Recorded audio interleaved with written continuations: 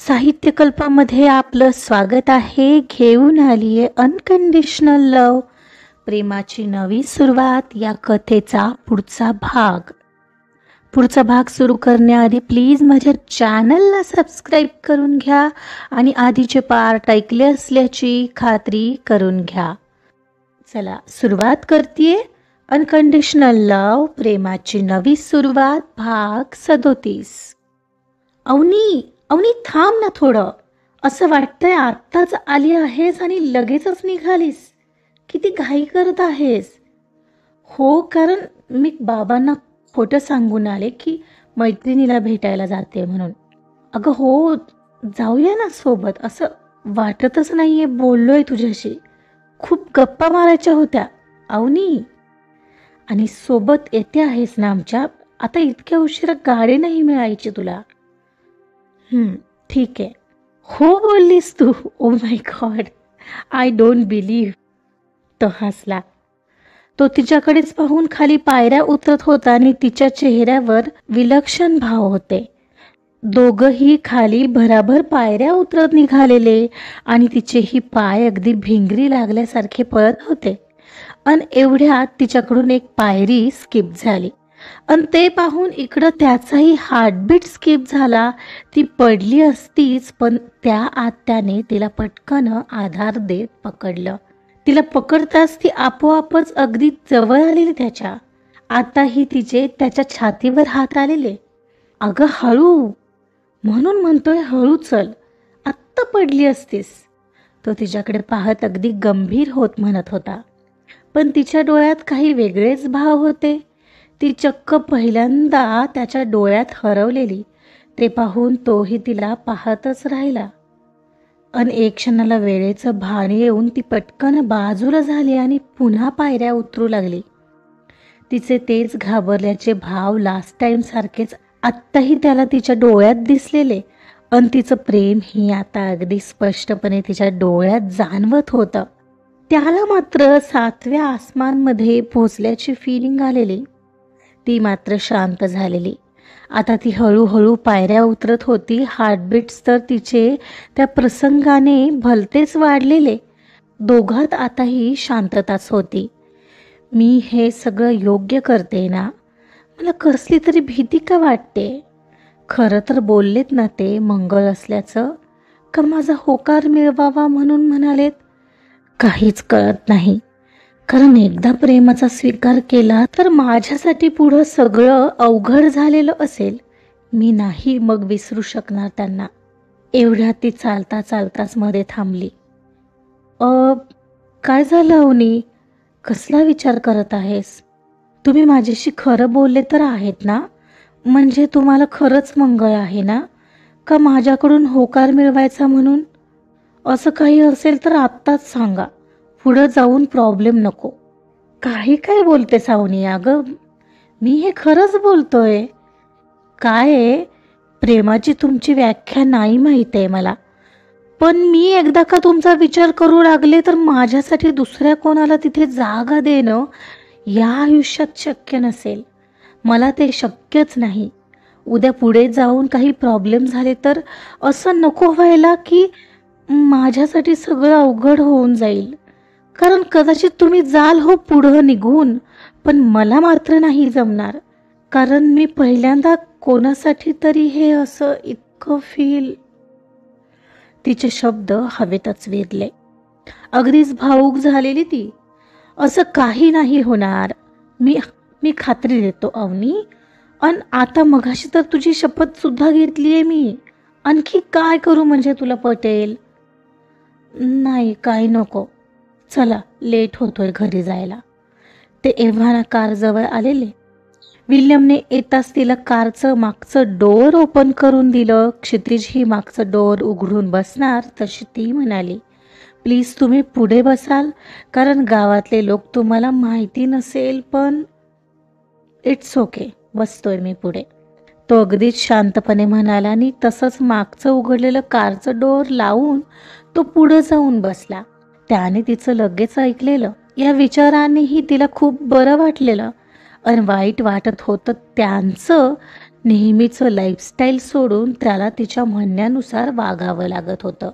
आणि तो हे करत होता हे जास्ती विशेष होतं. आणि यासाठी तिला त्याचा तितकाच रिस्पेक्ट सुद्धा वाटत होता. कार धावत होती. क्षितिजचे विचार ही कार सोबत धावत होते. तिने मघाशी त्याला तिची घ्यायला लावलेली शपथ, शिवाय तिला वाटणारी इन्सिक्युरिटी, त्याला सगळं कळत होतं. साहजिक होतं तिची ही रिॲक्शन, कारण त्याची जबाबदारी आता आणखीनच वाढलेली.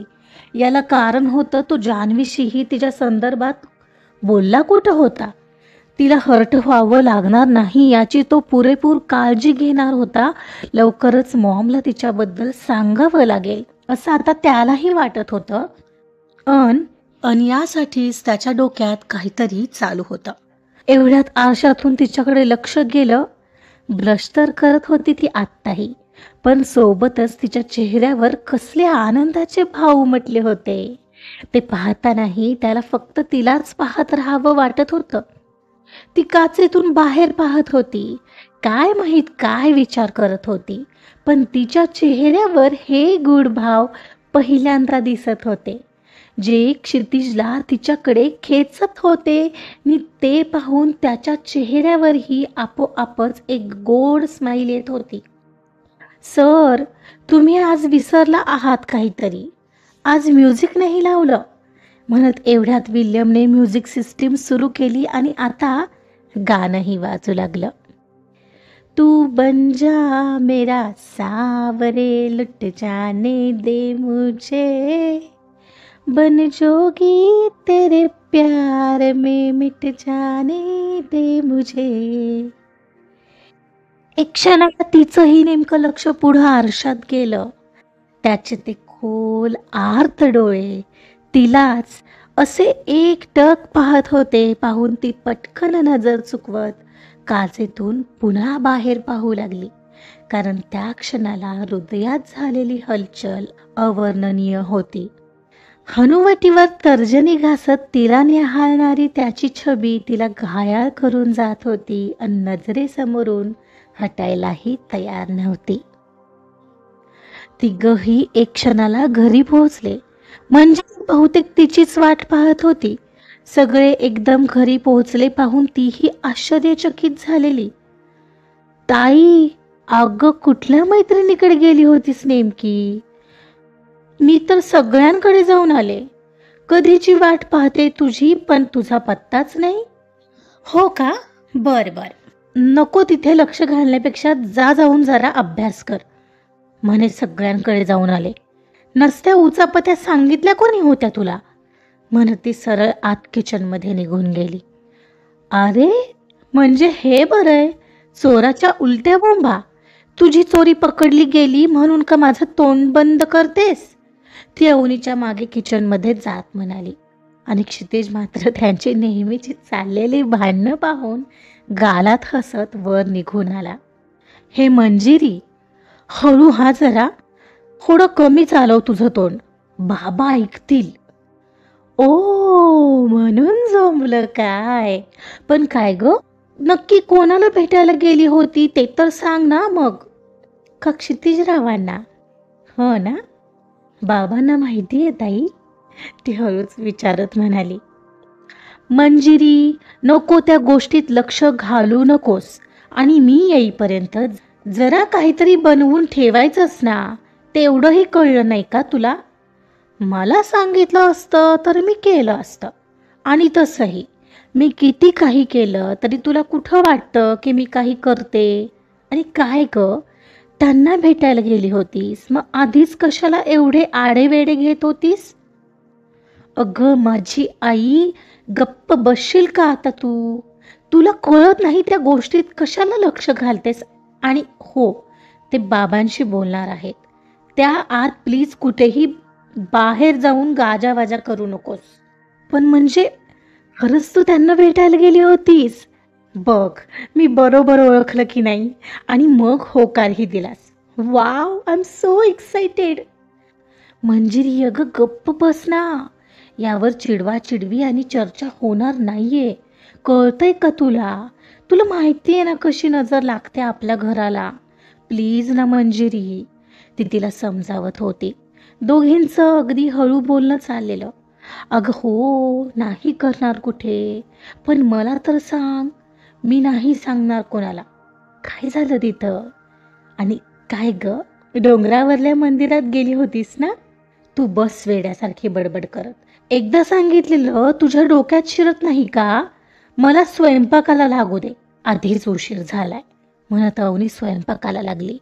इकडे क्षितिज फ्रेश होऊन आलेला. कपडे चेंज केले आणि बेडवर बसून त्याच क्षणात हरवलेला तिच्या चेहऱ्यावरचे ते भाव आठवण्यात मग्न झालेला. एक गोड स्माईल आपोआपच त्याच्या गालात रुळली होती. विल्यम ही एवढ्यात फ्रेश होऊन आला आणि त्याने नेमका तोच विषय काढला. सर, आज एकदम खुश दिसताय. म्हणजे हो बोलल्या ना अवनीताई? हो, तो हसून म्हणाला आणि पुढच्या क्षणाला त्याचा चेहरा गंभीर झाला. वा, हे बरं झालं. पण काय हो, कशा काय तयार झाल्या त्या? ए विल्यम, यार यार मी विसरलोच. ती तयार झाली खरंय, पण पण काय? मी तिला खोटं बोललो रे की मलाही मंगळ आहे म्हणून. काय? सर, असं कशाला सांगितलं? नाही म्हणजे त्या गोष्टींवरून पुन्हा काही प्रॉब्लेम नको व्हायला. त्याशिवाय मला काही पर्याय नव्हता विल्यम. तिचं खूप प्रेम आहे विल्यम, आणि ते मी आज पाहिलंय. मला नाही तिला हरवायचंय. पण ती तर फक्त तरच लग्नाला तयार झाली असती जर मला मंगळ असणार होता, म्हणून मला हे खोटं बोलावं लागलं. त्याशिवाय तिच्या मनातील भीती सुद्धा जाणार नव्हती की मला काही होणार नाहीये. अहो, पण आता काय करणार आहात मग तुम्ही? विल्यम, मला तुझी मदत हवी आहे यात. माझी? मी काय करू शकतो? धिस कमिंग सॅटर्डे संडे आपण पुण्याला जातोय. इथं गेल्यावर तुला माझी कुंडली बनवून आणायची आहे ज्यात मंगळ आहे. काय? हो, मग काय? तिच्या वडिलांना सांगायचं तर ते पत्रिका तर मागणार. मग दाखवावी तर लागेल ना त्यांना पत्रिका. अहो, पण तुम्ही जान्हवी मॅडम आणि कार्तिक सरांशी तरी बोलून घ्या आधी. त्यांचं मतही महत्त्वाचं आहे ना सर. म्हणजे पुढं जाऊन काही प्रॉब्लेम व्हायला नको म्हणून म्हणालो. हो विल्यम, मला कळतं. मॉमशीही बोलून घेणार आहे मी. तिकडं हाती जाऊ तर दे. ओके, मग ठीक आहे. होप हे सगळं ठीक होईल. हं सर, सगळं ठीक करावंच लागेल मला विल्यम, त्याशिवाय काही ऑप्शन नाही आहे, म्हणत तो बाहेर आला. बाहेर नेहमी बसतो तिथं सायडरवर येऊन बसला आणि तो कसल्याशा विचारात हरवला. तिकडे ऑफिसमध्ये गडबड झाली आहे असं वाटतंय. बहुतेक आर्यशला शंका आली असणार. हे तर होणारच होतं. आता मला तिथं कोण कोण गद्दार आहे हेही लक्षात आले. आर्यशसोबत त्यांना सगळ्यांना नाही घरी पाठवलं तर माझं नाव क्षितिज नाही. हा आर्यश सॅटर्डेला कोणाला तरी भेटायला निघालाय. तो ज्या माणसाला भेटायला चाललाय, आय एम डॅम शुअर तो त्याच्या सांगण्यावरूनच सगळं करत असणार. मला आतून अशी पक्की खबर मिळाली आहे. तिथे जाऊन त्याच्यासोबत एकदा त्याला रंगेहात पकडलं की माझं काम झालेलं असेल. Now I just wanted to see that face. त्याला वाटलं असेल की याला तिकडं पाठवलं की झालं, याला काही कळणार नाहीये. पण मी तुझ्या आधीचा आहे आर्यश. तुमचाच प्लॅन तुमच्यावरच असा उलटवलाय की आता त्यामुळे मेन माणसाला नाही समोर यावं लागलं तर बोल. वाईट याचं वाटतंय की मी तुला सख्ख्या भावाचा दर्जा दिला आत्तापर्यंत. माझं प्रेम पाहिलंस तू, पण इथून पुढं माझा तिरस्कार पाहशील. आजचा पार्ट इथंच संपलेला आहे. क्षितिज अवनीला जे खोटं बोललं आहे ते कितपत निभावू शकतो?